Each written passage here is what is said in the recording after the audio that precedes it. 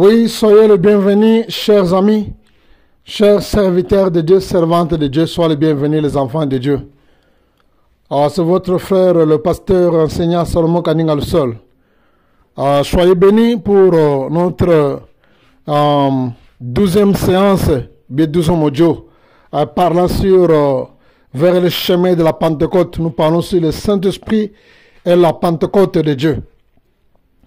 Alors voilà, c'est pourquoi nous avons vite comprendre quelle était l'initiative, les pensées de Dieu, la vision de Dieu, quand il a voulu que l'effusion du Saint-Esprit tombe le jour de la fête de la moisson, bien jour de fête de récolte, le jour qu'on appelait Penti, Pentecôte, qui signifie 50 jours. Alors, sans plus tarder, vous savez que les Juifs de nature, ce sont les gens qui avaient l'habitude de tordre le sens de fête de l'Éternel Dieu. Plusieurs fois, quand vous lisez la Bible, vous allez remarquer que le Seigneur a fait beaucoup de blâmes aux Juifs du fait qu'ils ne respectaient pas les fêtes de Dieu, ils ne fêtaient pas selon les normes spirituelles, selon les normes de la loi, selon les lois lévitiques. Les Juifs, le fête de l'Éternel Dieu, c'était pour eux l'occasion de ne pas célébrer ça selon les normes de Dieu.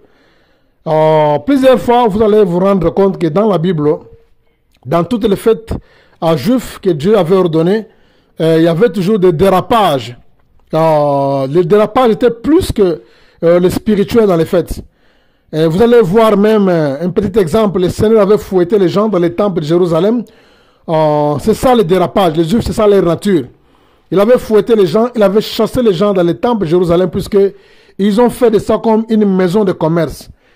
Le temple qui était prévu pour offrir les sacrifices à l'Éternel Dieu, si tu n'as pas de possibilité, tu peux acheter une bête, un holocauste quelque part, comme ça, tu viens avec ça et tu vas offrir dans le temple. Maintenant, qu'est-ce que les Juifs ont fait? Ils se sont dit, non, voilà, nous sommes paresseux. Au lieu d'aller acheter ça à l'extérieur, trop loin, nous allons faire les marchés dans l'église. Alors, ils ont fait les marchés dans une église. Quand tu as besoin de l'holocauste, quand tu as besoin d'un sacrifice, tu vas acheter ça dans l'église, alors tu donnes ça au sacrificateur, donc tout se passe à l'église là-bas, au lieu que ce soit en principe, selon la pensée de Dieu, les gens devraient avoir ça à l'extérieur de l'église. On amène quelque chose déjà qui est prêté, mais les Juifs ont déplacé les marchés à l'extérieur, ils ont introduit ça jusque dans l'église de Dieu. Ouais, donc c'est comme ça que les Juifs avaient l'habitude maintenant de faire le dérapage dans le fait de Dieu. Ils ne respectaient pas les normes spirituelles, lévitiques, tel que le Seigneur avait prévu. En dehors de ça, vous allez voir quand même les jours de la Pâque, les jours de la Pâque, comment les Juifs se comportent. Ils viendront là-bas, au lieu de célébrer leur libération, ils finissaient par être ivres, et il y avait des bagarres, des chamaillements, des querelles, des injures, c'était comme ça. Plus loin encore, vous allez voir l'apôtre Paul est en train de faire des reproches aux Juifs, même pour la Sainte Seine, Après l'ascension du Seigneur, quand l'église a été déjà implantée par la puissance du Saint-Esprit, même pendant les Saintes Seines, il y avait des dérapages. Quand l'apôtre Paul plutôt dit que non, quand vous venez dans la maison de Dieu et que chacun mange chez lui à la maison. Il venait dans la fête de la Sainte Seine, les Juifs venaient là-bas pour manger ça rassasié. Une personne peut aller à la table du Seigneur, il va se servir même 10 fois jusqu'à ce qu'il est rassasié. Donc il va dans l'église, il ne mange pas chez lui. On lui a appris qu'aujourd'hui c'est la Sainte Seine. Alors il vient là-bas, il fait des tours, jusqu'à ce qu'il va rassasier, il va manger du pain, il boit du vin, il est rassasié. Donc c'est ça le dérapage. C'est pourquoi l'apôtre Paul disait que non, quand vous venez dans la table du Seigneur, que chacun mange chez lui. Donc c'était ça aussi la nature du Juif. Alors le Seigneur, il savait bien que le jour de la Pentecôte, ces gens qui viendront célébrer la fête de la moisson de récolte, je dois les visiter avant les heures à manger. Je dois les visiter avant qu'ils prennent du vin. Quand quelqu'un prend du vin, déjà, il est ivre, il n'a plus de sens. On peut lui prêcher la parole de Dieu, il ne va plus comprendre puisqu'il n'a plus de sens. Son esprit est agité, il n'a plus le contrôle, comme on dit, il n'est plus sobre. Donc, le Seigneur savait que non, s'ils vont manger, ça sera inutile. Et le Seigneur s'est dit, voilà, s'ils vont manger, boire, se rassasier, Alors, les après-midi, si l'effusion du Saint-Esprit viendra les après-midi, posez-vous la question. Croyez-vous seulement les Juifs vont écouter le bruit et aller là-bas? Non, ils n'auront pas. Ils vont croire seulement que nous, voilà, c'est tout le monde est dans la joie, tout le monde fait le bruit, partout il y a le bruit, c'est la fête, c'est normal, que les gens puissent se réjouir, que les gens puissent se célébrer.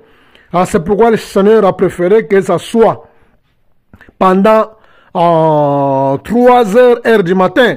Donc, qui a l'équivalence de 8 heures à 9 heures du matin, quand tout le monde n'a pas encore mangé, quand tout le monde n'a pas encore bu, les ventres sont vides, et les gens sont normaux, les femmes sont normales, les gens sont sobres, il n'y a aucune personne qui est ivre. Maintenant, Dieu a saisi l'opportunité pour créer une opportunité de l'effusion du Saint-Esprit. Il a commencé à baptiser, à baptiser, à baptiser, à baptiser, à baptiser, et à changer plusieurs vies de gens, plusieurs vies de gens à partir de cette fête-là. Donc, c'est comme ça, bien-aimés de le Seigneur, s'il faut décrire ce qui est arrivé le jour de la Pentecôte. C'est alors que les 3000 personnes de la diaspora juive qui étaient venues à la fête, à l'occasion de la fête, et aussi les étrangers qui étaient là, quand après avoir recevoir la parole, la Bible dit, ils étaient baptisés, ils étaient convertis. Ce sont les instruments que Dieu a utilisés maintenant pour amener la parole de Dieu chez lui, à la maison et aussi à travers les nations. Et il y a une chose qui est importante, chaque fête, quand quelqu'un vient dans une fête, quand il arrive à la maison, la première des choses, on lui pose la question, pour ceux qui n'étaient pas disponibles pour aller répondre à la fête, on lui pose la question, comment était la fête, qu'est-ce qui s'est passé? Vous voyez? Donc quand quelqu'un quitte la fête, il va chez lui à la maison, il rentre dans son pays, il rentre dans sa maison, dans sa résidence, il regarde son foyer. La première des questions, on lui pose la question, comment était la fête?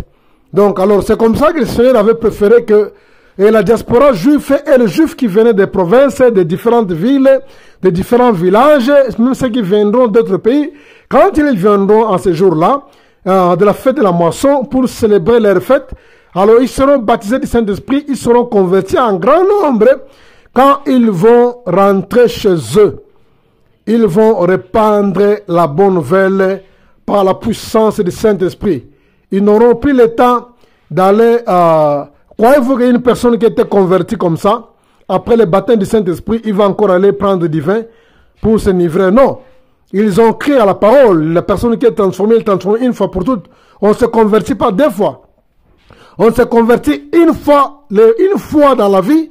Et une personne qui est sincère, qui est convertie, il connaît le jour de sa conversion, il connaît l'heure, la date précise, il connaît même le prédicateur qui a prêché, qui a fait que son cœur soit touché. La conversion n'est pas quelque chose qui vient lentement et sûrement. Non, non, non. La conversion, ce n'est pas quelque chose qui est graduellement ou qui est un processus. Non. La conversion, quand le Saint-Esprit vient dans une personne, c'est quelque chose qui se fait instantanément. Ce n'est pas quelque chose qu'on doit commencer à raisonner. Oh, je dois raisonner pour la décision. Oh, je vais vérifier encore. Vous allez vous rendre compte dans la Bible, c'est pourquoi plusieurs personnes, quand le Seigneur disait que non, viens sur moi, il présente les excuses que non, voilà, je dois encore faire ça, je dois enterrer mes parents, je dois enterrer ma mère. Excuse-moi, je dois encore dire au revoir à mes frères, à mes amis. Le Seigneur ne voulait pas, il les chassait. Pourquoi? Puisque la conversion, c'est quelque chose qui est instantané. Je dis bien qui est instantané. Un vrai chrétien, un vrai enfant de Dieu doit avoir la connaissance le jour où il est converti, la date et même l'heure. Même le thème du message qu'on avait prêché, il a la connaissance que non, c'est un tel qui avait prêché. Oh, c'est un jour-là, il connaît même le jour, il connaît même les lieux. C'est ça la vraie conversion. Ce n'est pas quelque chose qu'on doit débattre, qu'on doit discuter, qu'on doit cantonner. Non, laissez-moi le temps, je dois raisonner un peu. Non, moi, ma conversion, non, je suis né dans une église protestante. Mon père était pasteur, ma mère, mon oncle était un diacre. Non, non, non, non. Ce n'est pas question d'être né dans une église de baptiste, une église méthodiste. La conversion, ce n'est pas quelque chose, oh Jésus. La conversion, c'est quelque chose qui est spécial. Il y a un jour précis, une date précise, l'heure précise, un message précis, un prêtre précis. Un lieu qui est précis, c'est ça la conversion, la bonne naissance. Ces gens-là, si tu n'es pas capable de détecter le jour de ta conversion, c'est-à-dire que tu n'as jamais été converti. C'est comme ça, plusieurs personnes disent non, moi j'ai commencé à prier dès le bas âge, quand j'étais enfant. Non, non, non, la conversion n'a rien à voir avec la prière dès le bas âge. Non, non, non, non. Ça c'est une grosse erreur. Quand tu ne te rappelles pas de ta conversion, dis non, j'ai commencé à prier dès les bas âges. Moi, j'étais choriste dès les bas âges. Je chantais déjà quand j'avais 4 ans, 5 ans. Je chantais quand j'étais adolescent. À 15 ans, 12 ans déjà, j'étais dans la chorale, je chantais. Et vous m'avez connu, tout comme ça, je priais à ce moment-là. Donc vous autres, vous m'avez connu en état. Ce n'est pas la conversion. La conversion, ce n'est pas quelque chose qui est graduel, c'est quelque chose qui est instantané. La Bible dit aujourd'hui, quand vous entendez dans sa voix, n'endurcissez pas le cœur. C'est quelque chose qui est instantané. C'est pourquoi Dieu, sachant que la conversion, c'est quelque chose qui est instantané, il a voulu saisir l'occasion pendant la période de la Pâque, pendant la période de la Pentecôte, sachant que ces Juifs qui viendront, leurs vies vont changer par la puissance de la parole. Ils vont voir, la puissance de Dieu, ils vont commencer à écouter, les gens parler dans leur langue maternelle, ils vont écouter les gens parler dans leur dialecte, ils seront étonnés, et quand on va réussir la puissance de Dieu, les feux de Dieu, la parole de Dieu par l'apôtre Pierre, et ils vont être touchés, ils seront convertis, ils n'auront plus ce temps-là, d'aller dans les fêtes de la Pentecôte, commencer à boire, à manger, se rassasier et être ivres, mais ils seront convertis, transformés, capables aussi dans leur village, dans leur foyer, dans leur pays, dans leur nation, pour aller impacter, influencer les autres qui sont restés là-bas. C'est comme ça qu'il disait que quand quelqu'un vient dans une fête, la première des questions posée, comment était la fête? Et quand on pose la question comment était la fête, il va commencer à témoigner la puissance de Dieu qui s'est manifestée ce jour-là. Il va dire que nous n'avons jamais vu, jamais vu. Nous n'avons jamais vu, les gens qui priaient dans une distance de 1 kilomètre, les torrents qui a débordé les rivages, les torrents qui a débordé les rivages, partant de 1 kilomètre, loin de Jérusalem, le torrent est arrivé jusqu'au centre-ville. L'Esprit de Dieu comme un torrent qui a quitté à Jérusalem, dans les banlieues 1 kilomètre de Jérusalem, le torrent est venu dans le centre-ville, et le bruit puissant. Quelle puissance, quelle force là. Ce jour, c'est un jour ordinaire, extraordinaire. Un jour de supernaturel, un jour de choses supernaturelles. C'est un jour merveilleux, un jour de la gloire. La puissance de Dieu est descendue. La puissance est descendue sur chacun d'eux. Au nombre de 120, que ce soit une femme, que ce soit un homme, que ce soit disciple, apôtre, sans distinction d'aucune, avec même mesure, de la puissance de flamme de feu, sous forme d'une langue de feu, est descendue sur chacun d'eux. Et ils étaient remplis, remplis. Et les gens sont rentrés, sont convertis, ils ont reçu le même feu, ils sont allés, prêcher le même feu partout où ils étaient. C'était ça le début de l'église. L'église n'a pas commencé le jour où le Seigneur a soufflé l'esprit sur les disciples, non. Quand il a soufflé, il dit, je souffle sur vous, recevez l'esprit. Il n'y avait aucune manifestation.